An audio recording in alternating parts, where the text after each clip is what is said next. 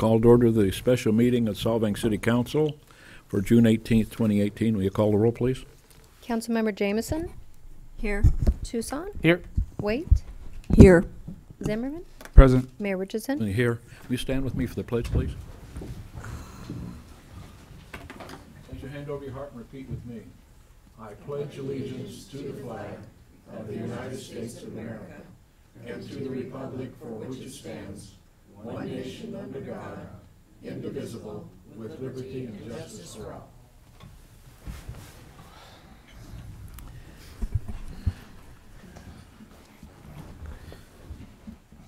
First item is public communications, written or verbal. At this time, please direct comments to the City Council regarding consent calendar items or matters not on the agenda but within the jurisdiction of the Council. Speakers are limited to 3 minutes. I have no speaker slip for the general public comment. Is there anyone that wishes to speak? Please, identify yourself. Excuse me. My name is Gabe Rossetti. Thank you for giving me this opportunity. Wanted to speak about something regarding the Mercantile project. For all too long, the community, the neighborhood has felt like everyone hears us, but no one listens. And we think that changed last week. Matt from Public Works, we want to thank him. He came out after hours, walked the neighborhood with us. He listened to our concerns, and we think that we're going to have a positive outcome from that. Well, thank you for that. So I just wanted very nice of you to thank you. Say so. I needed to say something nice about the Mercantile project. Not about the project, but somebody did positive for us. Thank you. Thanks very much. Is there anyone else who wishes to speak? Seeing none, we'll bring it back to the council for council comments and requests. Is there any comments or requests? I have one. Happy Father's Day a day late. On to the regular agenda. Will you read that, please? Item 3, Sunnyfield Spur Trail, ATP Cycle 4 grant application. On recommendation from the city attorney, I will be handling items A, B, and C, and I'll be recusing myself on item D. And I think that I'll speak for myself. Joni will be doing the same. Depending on how the discussion goes and if there's a definite feeling that possibly item alignments will not be heard, I will not recuse myself. If item 1 and 2 are still under consideration, I will have to recuse myself. Okay. And under those circumstances, Neil will take over the gavel. So we start out with your report. Well, I'm going to split that up into A, B, and C first, and then D will bifurcate that. Okay. Matt. Okay. Good evening, Mayor Richardson, council members, Matt Vanderlinden, your Public Works Director and City Engineer. And I think maybe to save everybody time and grief, I will just comment that recommendation number 4, staff has subsequently felt that it would be better to wait to the July 9th City Council meeting, at which time the final staff report, the final alignment study will be presented to the City Council, and you can consider the top 2 alignments, which, as you're probably aware from the workshop, are alignment 3 and alignment 5. So we don't feel it's necessary to address item 4. We're talking about the 3D. The staff report calls it 1, 2, 3, 4. So 4 is D. The staff report has it listed as 4 as opposed to D. Yeah, I'm sorry. D, which is recommendation number 4 in the staff report. I didn't realize it was renumbered like that. So what I'm saying is, if the City Council so chooses, you don't really need to address that item this evening. For 3D. 3D, correct. Direct staff regarding alignment of alternative for design application. Correct. That can be deferred to the July 9th meeting. So you want to table that particular portion of the agenda item? I wouldn't say table it, just delay it to the July 9 City Council meeting. With the council? Sure. Okay, that's fine. Okay, so with that, I'll continue on. Staff does recommend that the City Council approve Amendment 1 to the Professional Services Agreement with Alta Planning and Design.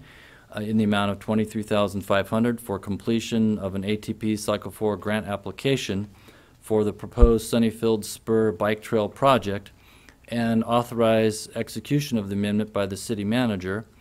We also recommend that you direct staff to include funding for the grant application in the fiscal year 2018-19 budget.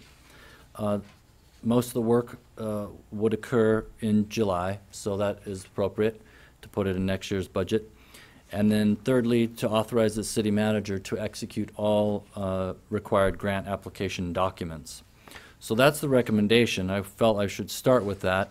I did want to mention that the ATP, this particular Cycle 4 is the first time that Caltrans has broken the projects up, or the grant program up based on the size of the project. So they have large, medium, and small projects. Small projects are anything up to 1.5 million. Anything over 1.5 million to 7 million is considered a medium-sized project, and then large projects are over 7 million. So in this case, the top two alignments that are being considered at the July 9th City Council meeting are both over 1.5 million. They fall in that medium sized project category. So that really is not a factor in terms of the grant application. Whether you select 3 or 5, it would be a medium size project, fall into that category. So later this week we expect to get the final technical memo from Alta Planning and Design, but their cost estimates in the draft version of the technical memo, the cost for alternative 3 with the including the easements is probably in the range of about 3.8 million, so getting close to 4 million. And for alternative 5, the total cost is more like 1.8 million, getting close to the $2 million number. So just wanted to mention that. And included in the staff report is the evaluation matrix that Caltrans and the CTC will be using to evaluate the projects. And so a couple things I wanted to point out is, staff is definitely recommending that the City Council pursue the grant application. However, I did just want to remind you that it's a very competitive program, and the program really favors disadvantaged communities. And so if you look at the scoring, you'll see that 10 points out of 100 goes to disadvantage if you're a disadvantaged community. And with our last grant application, which was unsuccessful for the ATP Cycle 3, we were able to get 2 out of 10 points. We tried to tell the story of all the apartments and all the hospitality industry workers that live here in apartments in Solvang that are low-income families along Oak Street here and by Maple and Elm and over by the apartments by the upper campus of the Solvang School. And the story that we told explained how all those children travel to school. And of course, our Cycle 3 application was for sidewalk. But anyway, so we had to really tell a good story, and we only got 2 points. So it's highly unlikely we'll get more than that with this application.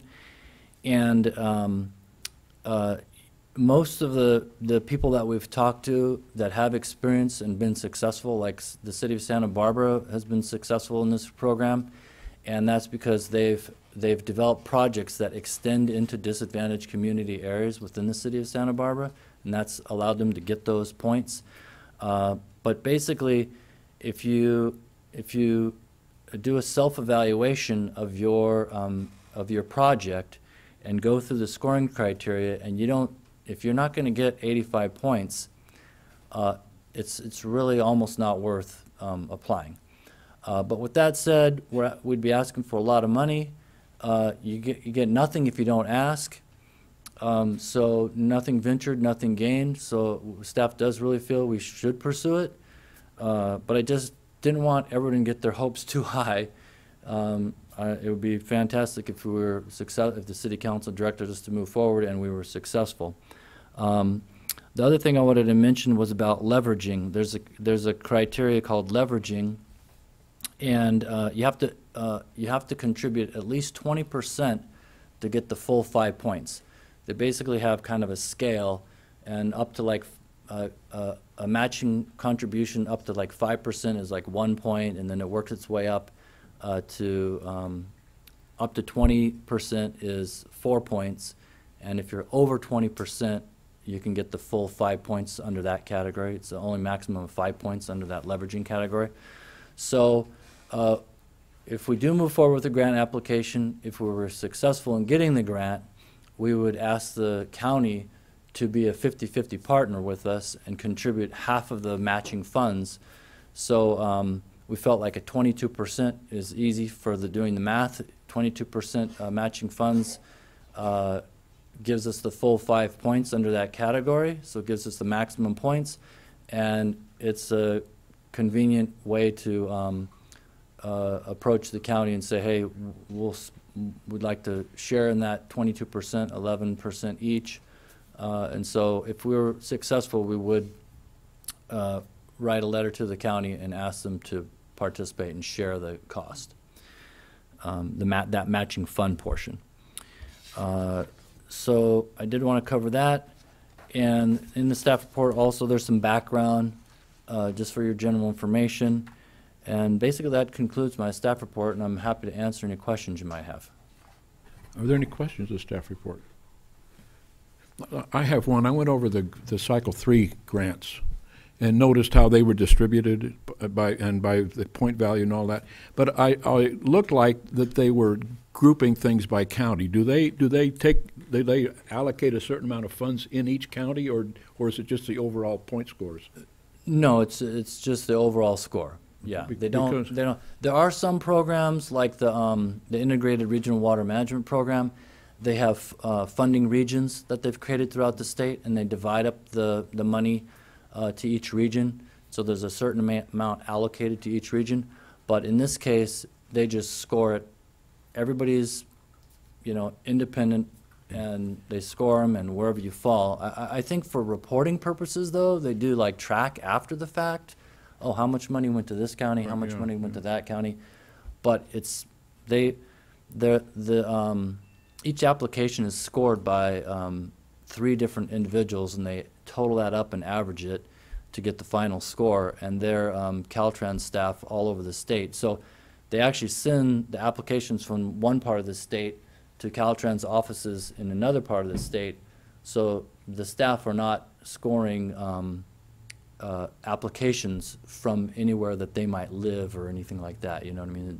They move them all around so that there's not that conflict. But yeah, so it's just okay. It's in, yeah. Thank you. Are there any other questions? Thank you, Matt. Okay. If there are no other questions, we'll go to the public for public comment. Michael Hecker, followed by Steve Birds.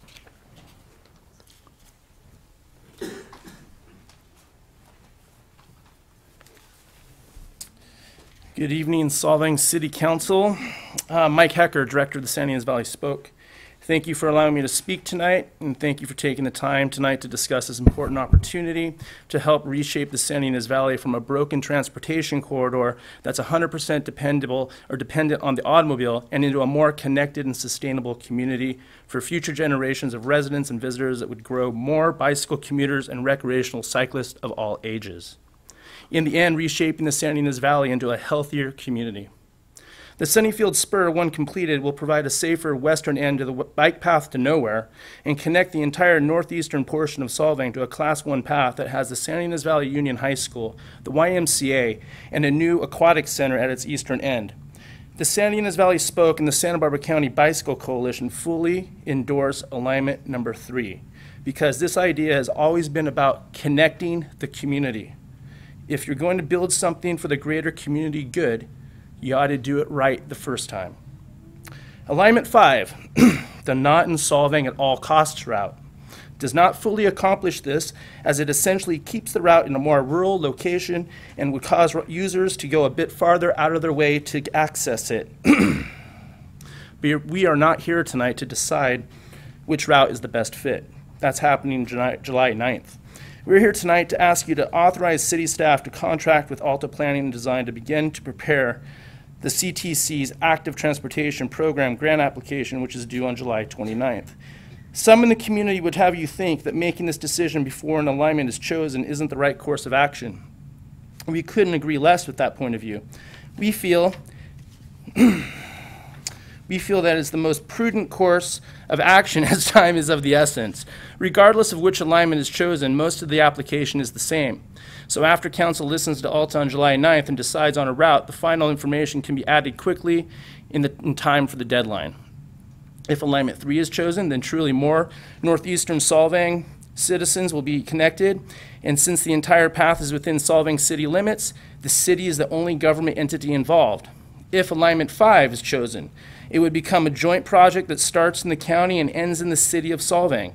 Because it would end in Solvang and the longest portion of the new path would be within Solvang city limits, and especially since we've all invested all this work and time in this process, we'd ask that Solvang still be the lead agency and still apply for the ATP grant in this cycle 4. I have been told by your city manager that this is a completely reasonable request and 100% legal. I want to take this opportunity to set some misinformation straight. Contrary to accusations in the last meeting by some members of the public, I am not a bully. I only want to do my part as a 4th-generation San Ynez Valley resident to make my community better for future residents and visitors young and old. Thank you. Thank you, Mike. Steve Berg, followed by Corey Evans. Good evening, council members. Steve Berg, my wife Alice and I live at 889 Colding Avenue, which is the property right adjacent to the creek where it meets Coyote Creek Bridge. I've already described for you the challenges Alignment 3 faces due to its proximity to Alamo Pintado Creek and our property. And first of all, let me first say, we're not opposed to a spur. Our only issue is which one. And like I said, I've already explained to you a lot of the challenges of Alignment 3 due to its proximity to our property. But there are other factors to consider. First, Alignment 3 would cost at least $3.6 million. Now we're hearing 3.8, maybe $4 million. It would require extensive grading and fill along a precarious creek bank and would require a public taking of our property to acquire a necessary easement. Alignment 5, on the other hand, would cost only 1.6, now maybe 1.8 million, and utilizes an existing public right-of-way along a flat, straight road that already exists. Next, Alignment 3 would be mainly on city-controlled property and would require ongoing maintenance. Maintenance isn't discussed in the Alta proposal that I recall. That will have to be maintained, and if it's going to include walls and a hedge, those are going to have to be maintained. That's going to be city taxpayer money. That's not going to be county money. There may be a cost sharing, but it's not going to be 50-50. It may be 1/3, 2/3. I don't know how that works. But you're going to be placing a burden on us taxpayers to maintain it. Alignment 5, on the other hand, 95% of that is on county property. So the city's burden for that would be minimal because that path requires almost no maintenance. If you go and look at it, you'll figure that out. Finally, although I was mistaken earlier about the amount of ATP funds that will be available in this cycle, the fact remains there are typically more grant requests than funds available. Spoke claims it wants to connect communities, and the goal of the Sunnyfield Spur is to connect communities by connecting the existing path to Sunnyfields Park. But Spoke also published on Facebook this week that if we don't ask for the funds, our tax dollars will be spent by other communities. Well, I don't think anyone here is opposed to the spur or applying for the grant, but if the goal can be accomplished with Alignment 5 for $1.6 million without opposition at every step of the way, why not forego the extra $2 million? Let another community have some funds so they can improve their structure. That's how you connect communities. You share the road and you share the money. Please really, really consider Alignment 5. Thank you. Thank you, Steve. Corey Evans, followed by Kish Hunt.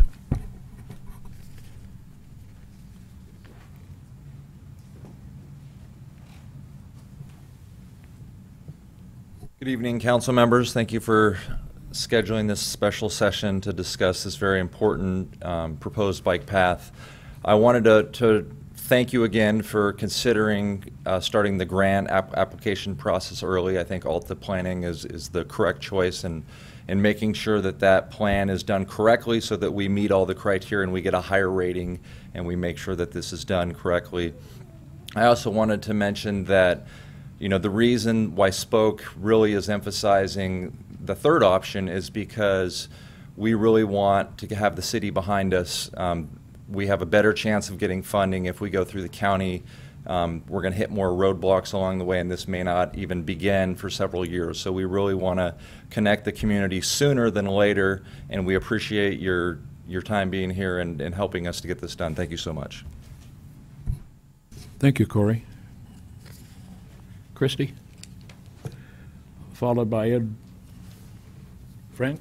I can't read the spelling. No, no problem. Hey, so here we all are again. Tonight it seems like the real decision is about approving staff, or directing staff to approve grant writing from Alta. And it seems like there's pretty general consensus about that. So I just wanted to take a minute and kind of go more big picture. Not to talk about myself, but Benjamin Franklin was my relative, and he said something really interesting. He said that we should think about 7 generations. And I believe that he actually kind of lifted that from the Iroquois. That was the Iroquois' teaching. But it's a really good one. And so I think it's really important now when we're talking about changing the footprint of our valley to do it with the future generations in mind. Because the what seem like big details right now that people are upset about are going to be something down the road that may not be as important as it seems right now. So I hope we can all just take a big step back and look at the map and come up with a plan that's going to serve future generations the best while we have the chance, because we are putting a lot into it. I mean, the city's putting money into it. The grants are going to be, a resource that's tapped. So we should really make the most of this timing right now and think about it for future generations. Thank you. Thank you, Christy. Ed France, followed by Brian Baca. Mayor Richardson, members of council, my name is Ed France. I work for the Santa Barbara County Bicycle Coalition, and I'm so proud of this process and of this city. Just as a visitor here and seeing this process, it is amazing how the city of Solvang has been so responsive to this community need and also community dialogue about what is the process by which the goal can be accomplished. I want to share a tale of 2 cities. The Santa Barbara South Coast has received something like $45 million in ATP awards for various projects. And similarly, through SB1, tied with the HOV lanes, they've received another $50 million for California coastal route improvements. And very substantial projects are happening along the coast. And the tale of 2 cities is really that of Carpinteria. I'd say a similar city that, while small in size, is very empowered and is a master of its own destiny. And they prepared. And when opportunity struck with this last 101 HOV award, as you know well, Mayor Richardson, they were prepared. And they had the plans for exactly what they wanted. And now there'll be a bike path on either side of Carpinteria, much like the city of Solvang in the county territory, and then needed improvements within the city of Carpinteria as well. I am proud to see the rapid timeline to be able to respond to state funding like this. I was surprised by this meeting, and very pleasantly surprised because I think you all are doing the right thing to be prepared for an opportunity, and fortune favors the bold and the prepared. Whether or not this round of ATP funding happens, that work will come in handy, and this community process will come in handy. Whatever alignment is chosen, and I think there's a great community dialogue about the values of either route, and maybe even some creative thinking that we haven't thought of yet to find an alignment that is agreeable and achieves all these goals. I do think that the city of Solvang can be competitive for these state funds, and I think you're on the right route of becoming prepared so you can be competitive and so you can make improvements and further enhance being the Danish capital of America through bicycling. Thank you. Thank you, Ed. Brian Baca, followed by Andrew Amicon. Good evening, Mr. Mayor and members of the council. I see several familiar faces. Anyway, since I was on that council, the one I'm facing now, many years ago, 15 years ago, I haven't been back in this room. Now, I'm happy to be here, and I'm a resident of Creekside, and I would say that Mr. Berg, I'm sensitive to his property issues because the alignment 3 would go past his property. And he mentions that that alignment 5 would accomplish the goal. Well, actually, it really doesn't accomplish an important goal for any bicycle path, and that is to connect the residential areas of a community and keep kids off of major highways and major streets. So the idea of having a connection to the Creekside neighborhood is absolutely should be part of the goal of this project. Whether it's a bridge over Alamopantado Creek that connects up to some hybrid of alignment 5, or whether it's the full alignment 3 that takes advantage of the city's property. Either one, but a main goal of the project should be to connect Creekside, and by doing so, connecting Mission Oaks neighborhood and Sunrise Hills neighborhood, so that there's only a short crossing of Alamopantado Road to get to the bike path and get to the high school. So I'm totally in favor of spending money to study alignments, but it's your council that sets the goals of the city and what is the best for the majority of the people in this city. And I would tell you that what is best for the majority is a connection to the Creekside neighborhood, so bicycle riders can use public streets that the city of Solvang maintains in front of my house and in front of everybody else's house in Creekside. Those are public roads maintained by the taxpayers of the entire city. So I would not be shocked to have bicycle riders go past my house on Holly Lane, going down to a connection to the new bike trail. So that's my spiel. Good luck. Thank you, Brian. Andrew Economan. And Andrew, if I don't pronounce it correctly, please forgive me. You got it right the second time. That's great. Okay. Followed by Sabine. Good evening, Mayor Richardson and council. Interesting, as we continue to go round and round on this with different options, I do want to put my my vote in for option 3 based on some of the earlier comments I'd rather not repeat. One of the things that keeps coming up is how are we going to pay for this? And it's interesting when I hear people talking about their tax revenues and where they're going. I do want to point out that if we look at the city of Solvang, the businesses foot the tax bill. A lot of the tax revenue that goes into the coffers of the city come from business. Tourism drives the business. The more we can do to drive business into the city of Solvang, the better off we are overall. As we look at bicycle and bicycling tourism in the valley, it continues to grow. We continue to be underserved in bike paths across the entire valley, and anything we can do to better connect the valley and its independent towns would help us out tremendously. As we continue to look forward to cycling in the valley and acknowledge what it brings to us, both from a tax base and from sheer recreation and pleasure, I think we need to continue to drive forward to do the best that we can in whatever option we choose. Thank you. Thank you, Andrew. Sabine? Hi, Sabine Overson. I didn't really need to speak. I did a lot of my homework. I went out to take pictures of the community.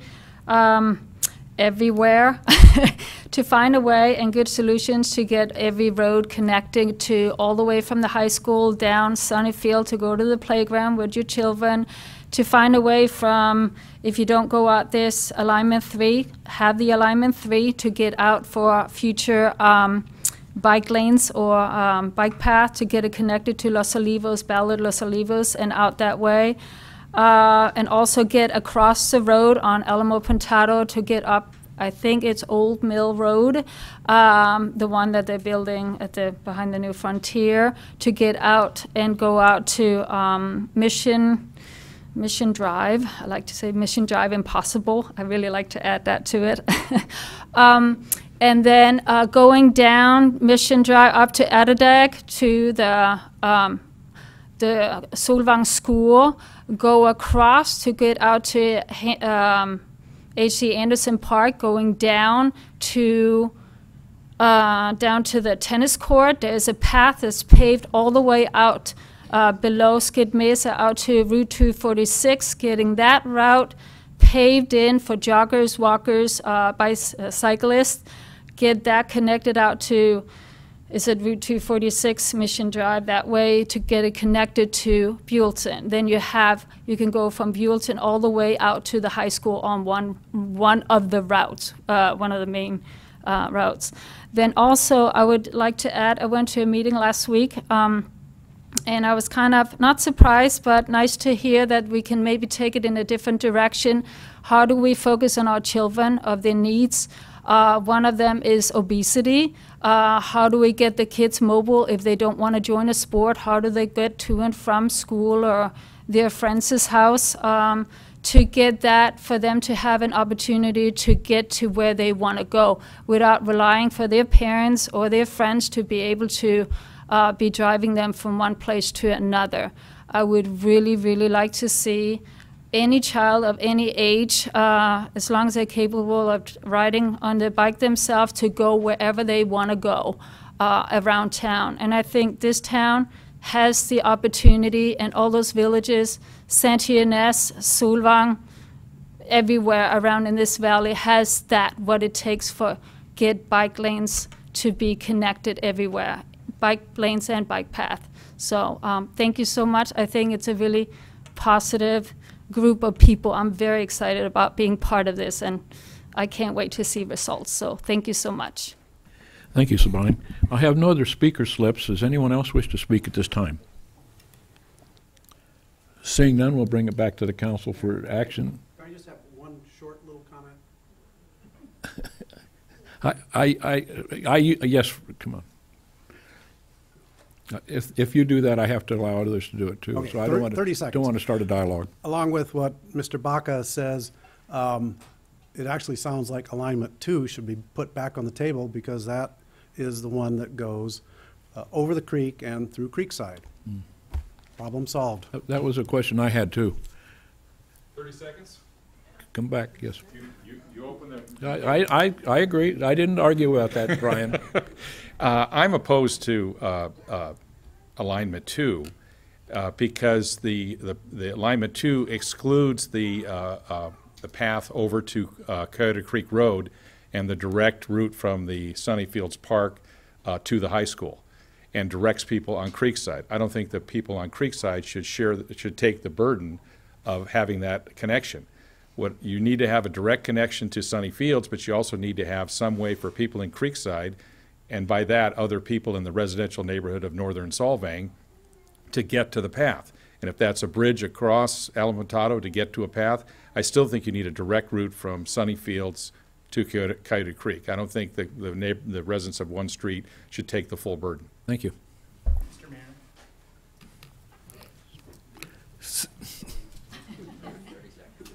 30 seconds.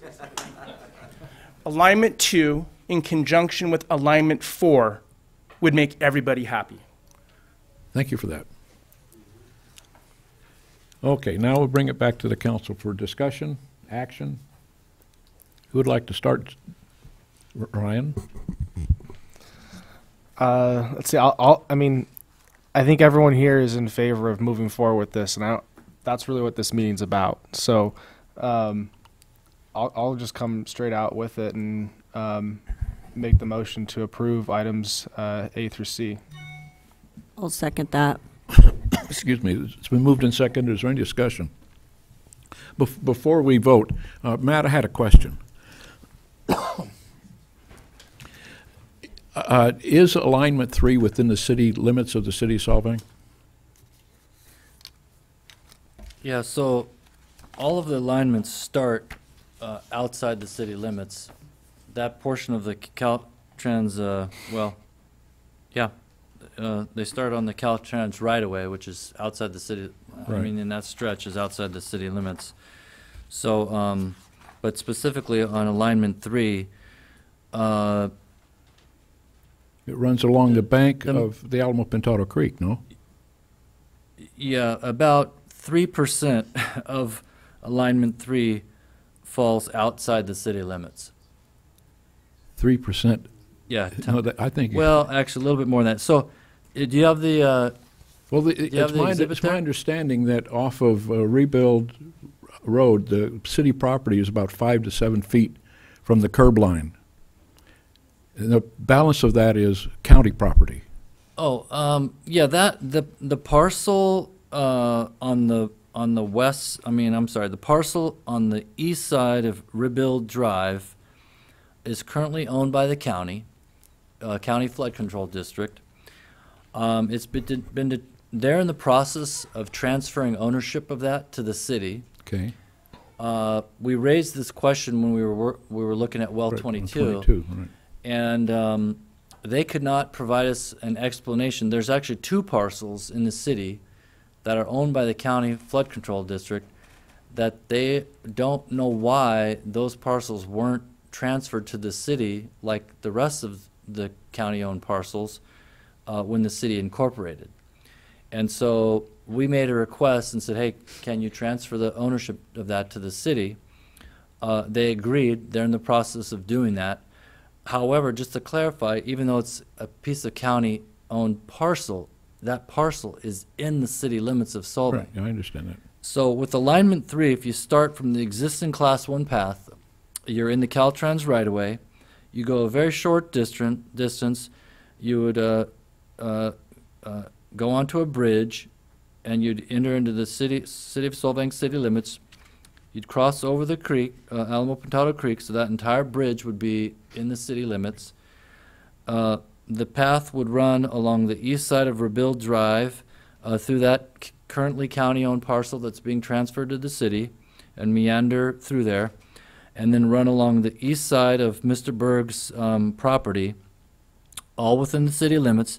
Then when it gets to the northeast corner of Mr. Berg's property, the path would cross over the private portion of Coyote Creek Road to the north side of Coyote Creek Road, and now would leave the city limits and would enter the parcel owned by Richard Pollard, which is the large parcel on the east side of Sunnyfields Park, and it would run. So now you're outside the city limits, and it'd run along the north side of those trees that border Coyote Creek Road, so it'd be visually blocked, and there'd be fencing and so forth. Then you get to the southeast corner of Sunnyfields Park, and now you cross off of Richard Pollard's property onto the Sunnyfields parcel and back into the city limits. Thank you. So, yeah, so I said 3%, but that was I misspoke.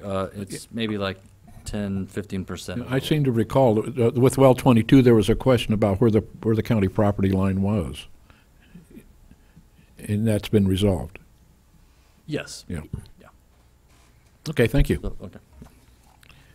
Any other questions? Description? With that, we'll have a roll call vote, please, on the motion. Councilmember Toussaint? Yes. Waite? Yes. Jamison? Yes. Zimmerman? Yes. Mayor Richardson? Yes, that passed with a 5-0. Since that's the only item on the agenda, with that, we adjourn. Thank you. Thank you for coming.